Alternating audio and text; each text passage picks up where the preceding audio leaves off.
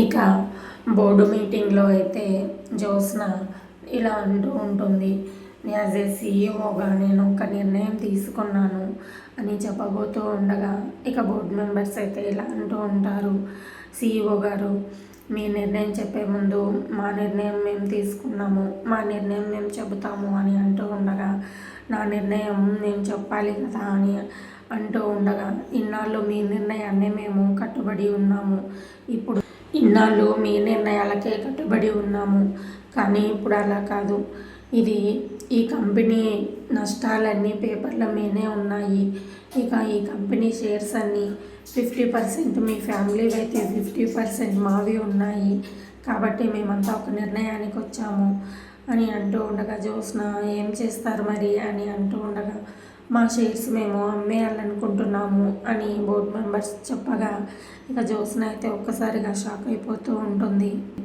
ఇక దశరథ కలగజేసుకొని అవునా మరి అయితే ఎవరికి అమ్ముదామనుకుంటున్నారు అని అడుగుతూ ఉంటాడు. ఇక బోర్డు మెంబర్లో ఒకరు ఆ పర్సన్ని ఇక్కడికి ఇన్వైట్ చేశాము సార్, ఈ పాటికి వచ్చేస్తుంటారు అని అంటూ ఉంటాడు. ఇక మరోవైపు వైరా అయితే కారులో దిగుతూ ఉంటాడు. ఇక వెళ్తున్న వైరా కార్తీకను చూసి ఇక వెనకాల ఉన్న వ్యక్తితో ఇలా అంటూ ఉంటాడు, ఎవరతను, నేను మొన్న వేలంపాట్లో కూడా చూశాను అని అంటూ ఉండగా అతను శివనారాయణ గారి డ్రైవర్ సార్ అని అంటూ ఉంటాడు. అవునా, డ్రైవర్ని శివనారాయణ తన పక్కన కూర్చోబెట్టుకున్నాడా?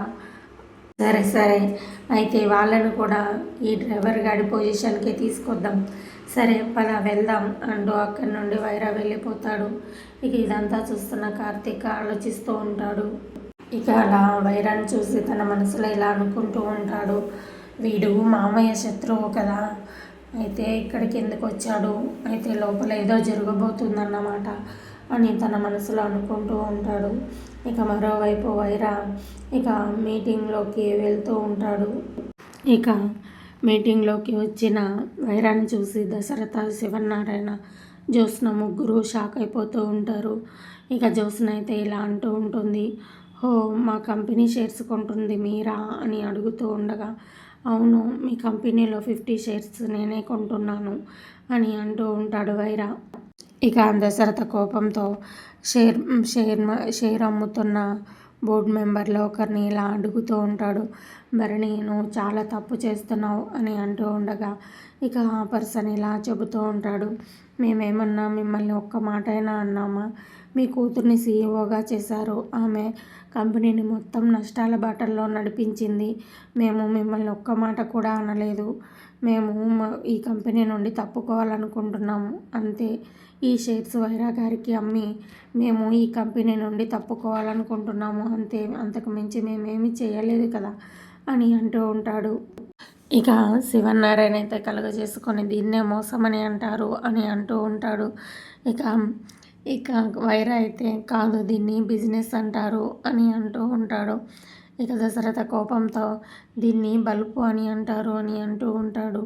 ఇక వైరా అయితే ఇలా అంటూ ఉంటాడు, నాకు ఓటమి నా తలుపు తట్టి తట్టి తట్టి నాకు విసుగొచ్చేసింది దశరథ, అందుకే ఈసారి దాన్ని నీకు పరిచయం చేద్దామని తీసుకొచ్చాను. ఇక ఇంతలో జ్యోత్స్న కలగజేసుకొని ఎవరికి ఎవరు శత్రువును పరిచయం చేశారో, ఎవరి చేతుల్లో ఎవరు ఓడిపోయారో అందరికీ తెలిసిందే కదా అని అంటూ ఉంటుంది. ఇక వైరా కలగజేసుకొని ఈసారి ఇంకా ఎక్కువ భయం వేస్తుంది సీఈఓ గారు అని అంటూ ఉండగా ఇక జ్యోత్స్న అయితే మేము ఎవరికి భయపడం, షేర్స్ కొనుక్కుంటే కొనుక్కోండి అని అంటూ ఉంటుంది. ఇక శివనారాయణ అయితే ఒక్కసారిగా షాక్ అయిపోతూ అలా చూస్తూ ఉంటాడు. ఇక శివనారాయణ అయితే కోపంగా జ్యోత్స్నను జ్యోత్స్న అంటూ గట్టిగా అరుస్తూ ఉంటాడు, పోతే పోనివ్వండి తాత, 50% మంది కదా, 50 షేర్స్ పోయినంత మాత్రాన ఏమవుతుంది అని అంటూ ఉంటుంది. ఇక దశరథ కలగజేసుకొని అతనుకు మన కంపెనీలోకి అడుగు పెట్టేకి అర్హత లేదు జ్యోత్స్న అని చెబుతూ ఉంటాడు. ఇక మరోవైపు ఇక్కడ మీటింగ్లో జరుగుతున్న విషయాలు చెప్పడానికి ఇక ఆఫీస్ నుండి బయటికి వెళ్తాడు. ఇక ఆ వ్యక్తి కార్తీక్ దగ్గరికి వెళ్ళి, సార్ మీటింగ్లో కంపెనీ వేరే వాళ్ళ చేతికి వెళ్ళిపోయేలాగుంది సార్ అని చెబుతూ ఉండగా కార్తీక్ బాగా ఆలోచించి ఒక్క నిమిషం ఉండు అంటూ ఏదో స్లిప్ పైన రాసి ఇది మా తాతకి ఇవ్వు అని చెప్పి పంపుతాడు. అలాగే సార్ అంటూ అతను లోపలికి వెళ్తాడు. ఇక దశరథ్ అయితే జ్యోత్స్నను తిడుతూ ఉంటాడు. ఇక దశరథ్ అయితే ఇలా అంటూ ఉంటాడు, అతను మన కంపెనీలోకి రావడానికి వీల్లేదు, మన కంపెనీలోకి అడుగు పెట్టడానికి అర్హతే లేదు అని అంటూ ఉండగా ఇక జ్యోత్స్న అయితే ఇలా అంటూ ఉంటుంది, డాడీ అతను షేర్స్ కొంటే మన కంపెనీలో పార్ట్నర్ అవుతాడు అని అంటూ ఉండగా ఇక వైరా కూడా అవును నేను మీ కంపెనీకి పార్ట్నర్ని అవుతాను అని అంటూ ఉండగా ఎలా తట్టుకొని నిలబడతాడో నేను చూస్తాను డాడీ అని జ్యోత్స్న అయితే అంటూ ఉంటుంది. ఇంతలో కార్తీక్ పంపిన స్లిప్ తీసుకెళ్ళి ఆ వ్యక్తి శివనారాయణ గారికి ఇస్తూ ఉంటాడు. ఇక శివనారాయణ స్లిప్ చూసి ఇక ఆ వ్యక్తితో ఇలా అంటూ ఉంటాడు, వెళ్ళి కార్తీక్ని రమ్మను వెంటనే అని అంటూ ఉండగా జ్యోత్స్న షాక్ అయిపోయి తాత ఇప్పుడు బావ ఇక్కడికి ఎందుకు అని అంటూ ఉండగా నేను CEO, నేను చైర్మన్ని, నేను ఏం చేయాలో నాకు బాగా తెలుసు, నేను చెప్పింది విను అంతే అని అంటూ ఉంటాడు. ఇక మరోవైపు దీప కిచెన్లో వంట చేస్తూ ఉంటుంది. ఇక మామిడికాయలు తరుగుతూ మరీ పుల్లగా ఉంటే ఇంట్లో తింటారో లేదో అంటూ సరే ఒకటి టేస్ట్ చూద్దామంటూ మామిడికాయ ముక్క తీసుకొని నోట్లో వేసుకుంటుంది. అబ్బో ఎంత పుల్లగా ఉందో అని అంటూ దాన్ని పారేస్తూ ఉంటుంది. ఇంతలో పారిజాతం అక్కడికి వస్తూ ఏంటి మామిడికాయ పుల్లగా ఉండక తీయగా ఉంటుందా అని అడుగుతూ ఉంటుంది. అందుకేనండి ఒకసారి ఎంత పులుపుగా ఉందో అంటూ నేను చెక్ చేస్తున్నాను అని అంటూ ఉండగా అంతేనా ఇంకేదైనా ఉందా అంటూ దీపను పరీక్షగా చూస్తూ ఉంటుంది. ఇంకేదైనా అంటే ఏంటి అని దీప అడుగుతూ ఉండగా మొహం చూస్తే కలగానే ఉంది, మరి నిన్ను చూస్తేనేమో మామిడికాయ తింటున్నావు అంటే అంటే అంటూ ఉండగా ఇక దీప ఏంటండి అలా నసుగుతున్నారు అంటే ఏంటి అని అడుగుతూ ఉంటుంది. అంటే నెల ఏమైనా తప్పావేమో అని అంటూ ఉండగా ఇక దీప నాకు నెల తప్పలేదు, సంవత్సరము తప్పలేదు అని అంటూ ఉండగా ఏమో తప్పొచ్చేమో మొన్న నీ కూతురు బర్త్డేలో జ్యోత్స్న అన్న మాటలను సీరియస్గా తీసుకొని ఇక పాపో బాబునో కావాలని అనుకుంటున్నావేమో అని పారిజాతం అంటూ ఉండగా ఇంతలో సుమిత్ర అత్తయ్య గారు అంటూ అక్కడికి వస్తూ ఉంటుంది. అత్తయ్య గారు ఎదుటి వాళ్ళ విషయాలు మీకెందుకు, వాళ్ళ వ్యక్తిగత విషయాలు మీకెందుకు అని అంటూ ఉండగా ఇక పారిజాతం కలగజేసుకొని ఏంటి ఎదుటి వాళ్ళు అంటే పక్కింటి వాళ్ళ ఎదురింటి వాళ్ళ, మన ఇంటి పని మనిషే కదా, మన ఇంటి పని మనిషి యోగక్షేమాలు తెలుసుకోవడం మన బాధ్యత కదా అని పారిజాతం అంటూ ఉండగా ఇక సుమిత్ర కలగజేసుకొని తనేమి అనాథ కాదు, మీరు యోగక్షేమాలు తెలుసుకోవడానికి కంటికి రెప్పలా చూసుకునే భర్త ఉన్నాడు, పువ్వుల్లో పెట్టుకొని చూసుకునే అత్త ఉంది, మాట పడకుండా చూసుకునే మేనత్త ఉంది. ఉన్నారులే సుమిత్ర, నేను మాత్రం ఈ ఇంటికి పెద్దదాన్నే కదా, ఆ మాత్రం అడగకూడదా ఏంటి? అయినా ఒకవేళ నిజంగా దీప నెల తప్పి ఉంటే మనమంతా సెలబ్రేట్ చేసుకుంటాం కదా అని ఇంకా పారిజాతం అయితే అంటూ ఉంటుంది. దీప అయితే అలా చూస్తూ ఉండిపోతూ ఉంటుంది. ఇంకా సుమిత్ర అయితే ఇలా అంటూ ఉంటుంది, అత్తయ్య గారు అవన్నీ చేసుకోవడానికి, సొంత విషయాలు పంచుకోవడానికి పరాయి వాళ్ళతో ఎలా పంచుకుంటారు, వాళ్ళకు వేరే వాళ్ళు ఉంటారు, అయినా మనము పరాయి వాళ్ళము, వాళ్ళు సొంత వాళ్ళతోటే అవన్నీ షేర్ చేసుకుంటారు, మీకెందుకు అర్థం కావట్లేదు అని సుమిత్ర అయితే అంటూ ఉంటుంది. ఇక దీప అయితే అలా చూస్తూ ఉండిపోతుంది.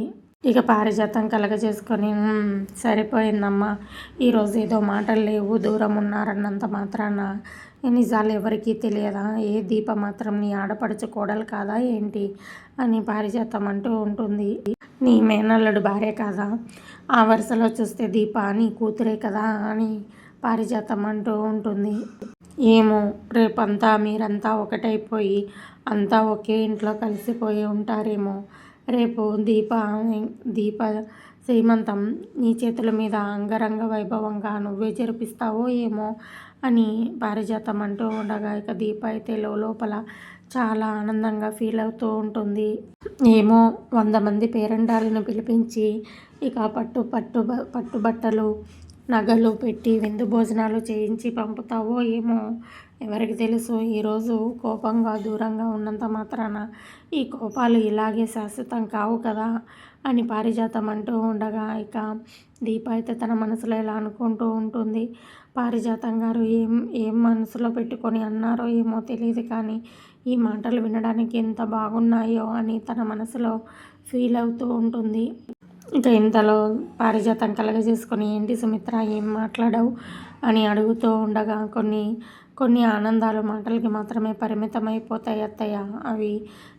అవి నిజం కావాలి అంటే జీవితకాలం సరిపోదు అని సుమిత్ర అంటూ ఉండగా, ఇక దీప అయితే ఒక్కసారిగా బాధతో తలదించుకుంటూ ఉంటుంది.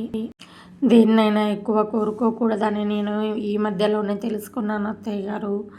కానీ ఇప్పుడు మీరన్న విషయాలన్నీ జరిగితే బాగానే ఉంటుంది. అలాగని జరగకూడదని నేను కోరుకోను. సరే, మీరైతే ఎవరి వ్యక్తిగతాల్లోకి వెళ్ళకండి అని అంటూ కోపంగా అక్కడి నుండి వెళ్ళిపోతుంది సుమిత్ర. ఇక సుమిత్రను చూస్తూ పారిజాతం ఇలా అంటూ ఉంటుంది, నేను ఎవరి వ్యక్తిగతాల్లోకి వెళ్ళనులేమ్మా. ఇక దీప వైపు చూస్తూ, ఏం దీప, నేనన్నది నిజమేనా? నీ కళ్ళు కూడా చాలా కలగానే ఉన్నాయి. సరే సరే, నువ్వైతే ఆ మామిడికాయ తిను అంటూ పారిజాతం అక్కడి నుండి వెళ్ళిపోతుంది. ఇక పారిజాతం అక్కడి నుండి హాల్లోకి వస్తూ, ఈ కార్తిక్ గాడైతే లేడు కదా, వీడిని నమ్మడానికి లేదు. అయినా అక్కడ ఆఫీస్లో ఏం జరుగుతుందో ఏంటో ముందుగా నేనే తెలుసుకోవాలి అనుకుంటూ ఇక ఫోన్ తీసుకోవడానికి వెళ్తూ ఉంటుంది. ఇక దీప అయితే తన మనసులో ఇలా అనుకుంటూ ఉంటుంది, ఈ పారిజాతం గారికి ఎవరినో ఒకరిని కదపకపోతే అనుకుంటూ తన పని తాను చేసుకుంటూ ఉంటుంది. ఇక మరోవైపు ఇక కార్తీక్ అయితే లోపలికి వెళ్తూ ఉంటాడు. ఇక కార్తీక్ నేరుగా వెళ్ళి శివనారాయణ పక్కన నిల్చుంటాడు. ఇక కార్తీక్ని చూస్తున్న వైరా ఇలా అంటూ ఉంటాడు, మీరు మీ డ్రైవర్ని పిలిపించి ఇక్కడ జరుగుతున్న విషయాలన్నీ చెప్పాల్సిన అవసరం ఏంటి అని అడుగుతూ ఉండగా, ఇక దశరథ కలగజేసుకొని కార్తీక్ మా అని చెప్పబోతూ ఉండగా, ఇక శివనారాయణ, దశరథ ఒక నిమిషం ఆగు అంటూ ఆపుతూ ఉంటాడు. ఇక వైరా ఇలా అంటూ ఉంటాడు, మీరు ఇప్పటికీ మీ కొడుకుని భలే కంట్రోల్ చేస్తున్నారే. సరేలేండి, నాకెందుకు, పాయింట్కి రండి. డ్రైవర్ని చాయ్ సమోసా తీసుకురమ్మని చెప్పడానికి పిలిచారా అని వైరా అంటూ ఉండగా, ఇక శివనారాయణ జ్యోత్స్న ఒక్కసారిగా షాక్ అయిపోయి చూస్తూ ఉంటారు. బాబు డ్రైవర్, ఇంకా చాయ్ సమోసాతో పాటు బిస్కెట్స్ కూడా తీసుకురా అని వైరా చెబుతూ ఉండగా, ఇక కార్తీక్ కలగజేసుకొని, బిస్కెట్స్ ఏంటి, బన్ను కూడా తీసుకొస్తా, వాటితో పాటు ముంచుకొని తినండి అని కార్తీక్ సమాధానం ఇస్తూ ఉంటాడు. కాకపోతే అంతకన్నా ముందు నేను మా కంపెనీ బోర్డు మెంబర్స్తో మాట్లాడాలి అని అంటూ ఉండగా, వైరా, ఇక నువ్వు డ్రైవర్వి బోర్డు మెంబర్స్తో మాట్లాడడం ఏంటి అని అంటూ ఉంటాడు. ఇక శివనారాయణ కోపంగా, కార్తీక్ ఈ కంపెనీకి మాజీ CEO తెలుసా నీకు అని అంటూ ఉండగా, వైరా ఒక్కసారిగా షాక్ అయిపోతూ ఉంటాడు. ఇక వైరా అయితే ఇలా అంటూ ఉంటాడు, CEOకి డ్రైవర్ పోస్ట్ ఇచ్చారా, లేకపోతే డ్రైవర్కే CEO పోస్ట్ ఇచ్చారా అని అంటూ, ఏ మురళి విన్నావా, ఈ CEOని డ్రైవర్ని CEO చేశారంట అంటూ వెటకారంగా మాట్లాడుకొని నవ్వుకుంటూ ఉంటారు. ఇక శివనారాయణ కలుగజేసుకొని, అంతేకాదు వాడు నా కూతురు కొడుకు కూడా అని అంటూ ఉండగా, ఏంటి కార్తీక్ మీ మనవడా అని వైరా అడుగుతూ ఉంటాడు. ఇక దశరథ, తను నా మేనల్లుడు అని చెబుతూ ఉంటాడు. మరి డ్రైవర్ ఏంటి అని అడుగుతూ ఉంటాడు వైరా. ఇక కార్తీక్ కలగజేసుకొని, అవన్నీ మనం తర్వాత మాట్లాడుకుందాం సార్, ముందైతే మనము బోర్డు మెంబర్స్తో మాట్లాడదాం. ఏంటి భరణి గారు అని కార్తీక్ పలకరిస్తూ ఉండగా, చెప్పండి సార్ అని అంటూ ఉంటాడు ఆ వ్యక్తి. కొన్ని సంవత్సరాల క్రితం ఇప్పుడు అమీర్పేట్లో ఒక చిన్న కాకా హోటల్ ఉండేది. ఆ హోటల్కి ఒక పెద్ద యజమాని వచ్చి ఆ టిఫిన్ నచ్చి ఆ వ్యక్తితో ఆ యజమాని మాట్లాడి, ఇంత పెద్ద కంపెనీకి ఇక మెంబర్గా తీసుకున్నారు, మీకు ఈ కథ గుర్తుందా అంటూ భరణి కేసి చూస్తూ అడుగుతూ ఉంటాడు కార్తీక్. ఆ కథ నాకెందుకు గుర్తులేదు సార్, అది నాదే కదా అని అంటాడు ఆ వ్యక్తి. మరి ఆ రోజు ఆ చిన్న కాకా హోటల్ వ్యక్తిని తీసుకొచ్చి ఇంత పెద్ద కంపెనీకి బోర్డు మెంబర్గా చేసింది ఎవరు, చైర్మన్ శివనారాయణ గారే కదా అని ఇక కార్తీక్ అయితే అంటూ ఉంటాడు. అంటే మరి ఈ హోదా, ఈ దర్జా అంతా మీకు ఎవరిచ్చారు అని కార్తీక్ అడుగుతూ ఉండగా, ఇక భరణి శివనారాయణ గారే సార్ అని అంటూ ఉంటాడు. మరి ఇంకా మీ ఇద్దరిది కూడా దాదాపు ఇలాంటిదే కదా కథ. సరే, మీ కథ మీకు గుర్తు చేయాల్సిన అవసరం లేదనుకుంటాను అని కార్తీక్ అయితే అంటూ ఉంటాడు. ఇక అందులో నుండి ఒక వ్యక్తి ఇలా అంటూ ఉంటారు, అయితే మరి ఇప్పుడు ఏం చేయమంటారు? మీ తాత మాకు లైఫ్ ఇచ్చారు కాబట్టి అతని మనవరాలు మీ మరదలు కంపెనీని రోడ్డుకి ఈడుస్తూ ఉన్నా, నష్టాల్లో నడిపిస్తూ ఉన్నా, మేము మాత్రం ఈ షేర్స్ని ఎవరికి అమ్మకుండా మీరు చెప్పినట్లే వినాలి అంటున్నారా అని అడుగుతూ ఉంటారు. ఓకే, సరే, మీకు నష్టం వచ్చింది. మరి మీరు కంపెనీ నుండి బయటికి వెళ్ళాలని నిర్ణయం తీసుకున్నప్పుడు మొదటగా మీరు చెప్పాల్సింది చైర్మన్కి. కంపెనీ రూళ్ళ ప్రకారం చైర్మన్కి మొదటగా ఆ విషయం చెప్పాలి. మళ్ళీ మీరు చెప్పారా అని అడుగుతూ ఉండగా ఆ ముగ్గురు కలిసి లేదు అని సమాధానం ఇస్తూ ఉంటారు. సరే, ఇంకా కంపెనీ నియమ నిబంధనల ప్రకారం కంపెనీలో నుండి వ్యక్తులే మీరు అమ్మాలనుకుంటున్న షేర్స్ కొనాలి. వాళ్ళు వద్దు అనుకున్న తర్వాతే మీరు బయట వ్యక్తులకు అమ్మాలి. మరి చైర్మన్ శివనారాయణ గారు కొనను అని చెప్పారా మీ షేర్స్ని అని అడుగుతూ ఉండగా ఆ ముగ్గురు లేదు అని సమాధానం ఇస్తూ ఉంటారు. సరే, మీరు ఎవరికైతే షేర్స్ అమ్మాలనుకుంటున్నారో ఆ వ్యక్తి గురించి ముందుగా కంపెనీలో చెప్పాలి. మీరు చెప్పారా అని కార్తీక్ అడుగుతూ ఉండగా లేదు అని సమాధానం ఇస్తూ ఉంటారు.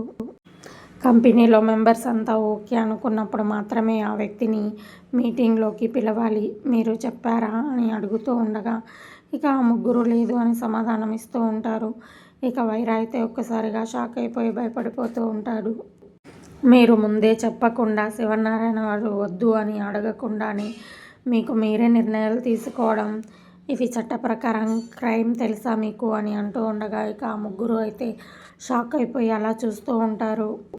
మనం పెట్టుకున్న నియమ నిబంధనల ప్రకారం మేమైనా యాక్షన్ తీసుకోవచ్చు, ఆ విషయం మీకు తెలుసా అని కార్తీక్ సమాధానం ఇస్తూ ఉండగా ఇక ఆ ముగ్గురు అయితే మొహాలు ఒకరు చూసుకుంటూ ఉంటారు. ఇక వైరా అయితే కార్తీక్ తెలివితేటలను చూసి ఒక్కసారిగా షాక్ అయిపోతూ ఉంటాడు. ఇక దశరథ చాలా హ్యాపీగా ఫీల్ అవుతూ ఉంటాడు. ఇక జ్యోత్స్న శివనారాయణలు కూడా కార్తీక్ తెలివితేటలకి ఇంకా షాక్ అయిపోయి అలా చూస్తూ ఉంటారు. మీ మీద ఇలాంటి అభియోగాలు వస్తే రెస్టారెంట్ అసోసియేషన్ నుండి మిమ్మల్ని ముగ్గురిని తొలగిస్తారు, ఆ విషయం మీకు తెలుసా అని అంటూ ఉండగా ఆ ముగ్గురులో ఒకరు తెలుసు సార్ అని సమాధానం ఇస్తూ ఉంటారు. అప్పుడు మీరు ఎక్కడా బిజినెస్ చేయలేరు, కనీసం కాకా హోటల్ కూడా పెట్టుకోలేరు, సరేనా? మీకు ఓకే అనుకుంటే మీ ఇష్టం, మీ షేర్స్ ఎవరికైనా అమ్ముకోవచ్చు అని కార్తీక్ సమాధానం ఇస్తూ ఉంటాడు. ఇక వైరా కలగ చేసుకొని ఏంటి భయపడుతున్నావా అని అడుగుతూ ఉండగా ఇక కార్తీక్ వాళ్ళు భయపడుతున్నారు అని సమాధానం ఇస్తూ ఉంటారు.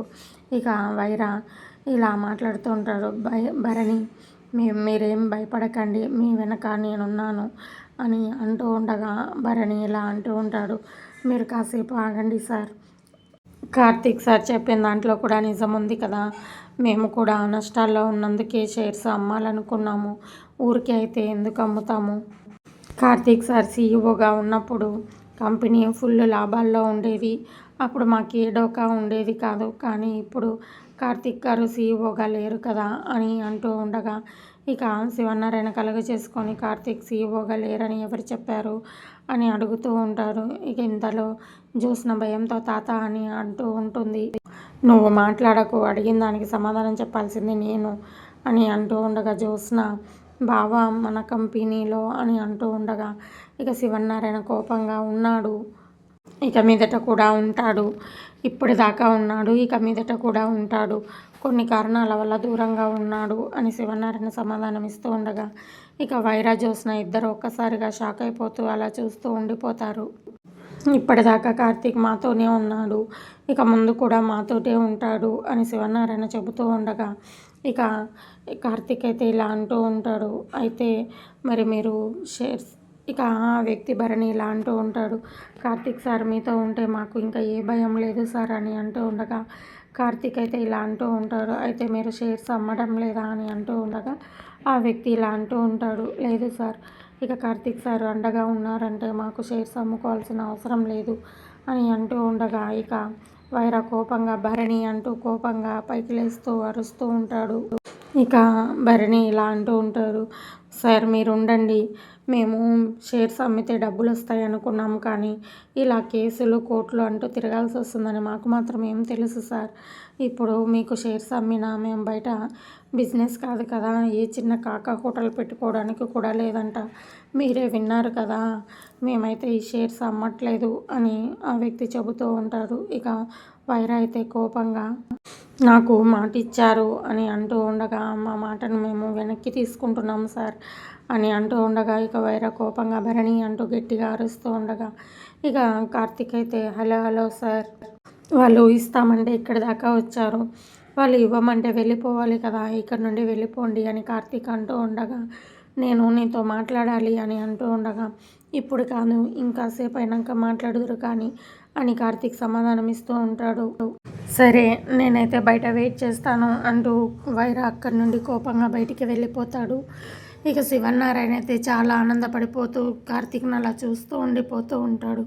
ఇక కార్తీక్ అయితే ఆ ముగ్గురితో ఇలా అంటూ ఉంటారు, మరి ఏం చేద్దామంటారు, మీరు ముగ్గురు కలిసి ఒక డెసిషన్ తీసుకొని చైర్మన్ గారికి చెబితే బాగుంటుంది అని కార్తీక్ చెబుతూ ఉంటాడు. సార్ మేము మా షేర్స్ని ఎవరికి అమ్మాలనుకోవట్లేదు, మీతోనే కలిసి ఉంటాము. కానీ అయితే ఇది వరకు అట్లా కంపెనీ లాభాల్లో లేదు, ఈ నష్టాలని మేము తట్టుకోలేము. కంపెనీ మునుపటిలా లాభాల్లో ఉంటే మాకు కొంచెం బాగుంటుంది అని ముగ్గురు కలిసి సమాధానం ఇస్తూ ఉంటారు. మీరు కార్తీక్ సార్ కంపెనీలో ఉంటారు అని సమాధానం ఇచ్చారు. మీ మాటతో మాకు ఇంకా భయాలన్నీ తొలగిపోయాయి. సరే మేమైతే వెళ్ళొస్తాం సార్ అంటూ అక్కడి నుండి వెళ్ళిపోతారు. ఇక జ్యోత్స్న కోపంగా అందరి ముందు నా పరువు తీయడానికే కదా మీరు బావని పిలిపించారు అని అంటూ ఉండగా, ఇక దశరథ జ్యోత్స్న అని అంటూ ఉండగా, ఇక జ్యోత్స్న అని మీరు పిలుస్తూ ఉంటే నాకు జోకర్లా అనిపిస్తుంది నాన్న అంటూ కోపంగా అక్కడి నుండి బయటికి వెళ్ళిపోతుంది. ఇక శివనారాయణ అయితే కార్తీక్తో థ్యాంక్స్ రా అని చెబుతూ ఉండగా, నేనే మీకు థ్యాంక్స్ చెప్పాలి తాత, నన్ను కంపెనీ లోపలికి రానిచ్చినందుకు అని అంటూ ఉంటాడు. అయినా ఆ వైరా గురించి తెలిసి కూడా వాడిని మెడ పట్టుకొని బయటకు గెంటేయాక కూర్చొని మాట్లాడతారేంటి మావయ్య అని అంటూ ఉండగా, షేర్స్ వాళ్ళకి అమ్ముతున్నారు అనగానే మాకు కాస్త భయమేసిందిరా, వాడి చేతిలోకి మన కంపెనీ వెళ్ళిపోతే అది పరిస్థితి ఎలా ఉంటుందో నాకు బాగా తెలుసు. కానీ ఈసారి నీ వల్లే మేము మళ్ళీ నిలబడగలిగాము అని అంటూ ఉండగా, ఇక శివనారాయణ కలుగజేసుకొని, అవునరా కార్తీక్, లీగల్గా వాళ్ళపైన యాక్షన్ తీసుకునే రైట్స్ మనకుందా, మన ఆ రూలు మన కంపెనీలో పెట్టుకున్నామా అని అడుగుతూ ఉండగా, అదేమీ లేదు తాత, నేను ఊరికే భయపెట్టించాను.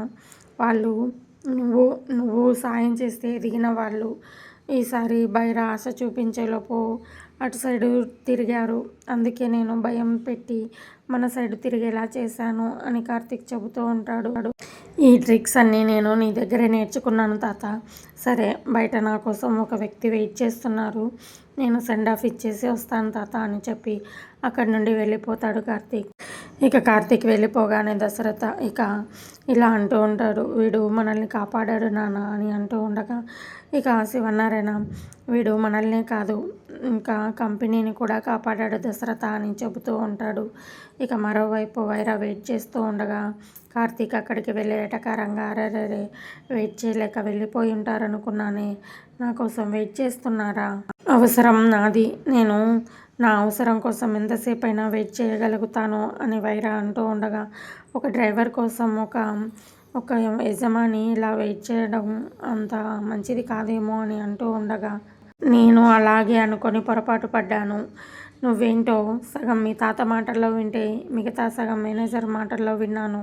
ఇక తన పక్కనే ఉన్న అసిస్టెంట్, మీరు సూపర్ అంట కదా సార్ అని అంటూ ఉండగా, ఇక వైరా కోపంగా మురళి అంటూ గట్టిగా కసురుతూ ఉంటాడు. మీకంటే కాదులేండి సార్ అంటూ కవర్ చేస్తూ ఉంటారు. ఇక కార్తీక్ అయితే నాతో ఏదో మాట్లాడాలన్నారు, ఏంటది చెప్పండి అని అంటూ ఉంటాడు. ఏంటో చెప్పాలన్నారు చెప్పండి అని కార్తీక్ అంటూ ఉండగా, ఇక జీవితం అంటే ఒక గేమ్ లాంటిది, ఎప్పుడూ ఆటలాగానే కనిపిస్తూ ఉంటుంది అని అంటూ ఉండగా, నేను ఈ ఆటలన్నీ ఎప్పుడు ఆడాను అని అంటూ ఉండగా, ఇక కార్తీక్ అయితే సరే, మీ మీ ప్రతి గెలుపు మీ మీ మీలో టాలెంట్ని బట్టి కాదు, అవతల వాళ్ళ సత్తాను బట్టి ఉంటుంది. ప్రతిసారి మీరే గెలుస్తారనుకోవడం తప్పు అని కార్తీక్ చెబుతూ ఉంటాడు. నువ్వు ఈ కంపెనీ సైడ్ రాకుండా ఉంటే నీకే మంచిది. అసలు నాకు నీ మీద శత్రుత్వమే లేదు. నువ్వు మధ్యలో ఇన్వాల్వ్ కాకు. నా కోపము, నా లెక్కలు తేల్చుకోవాల్సినవన్నీ దశరథతో చాలా ఉన్నాయి. కాబట్టి నువ్వు ఇందులో ఇన్వాల్వ్ కాకపోవడమే మంచిది అని వార్నింగ్ ఇస్తూ ఉంటాడు వైరా. నువ్వు నా విషయాలకు అడ్డుపడకు అంటూ గట్టిగా వార్నింగ్ ఇస్తూ ఉంటాడు. ఇక కార్తీక్ అయితే అలా చూస్తూ వింటూ ఉంటాడు.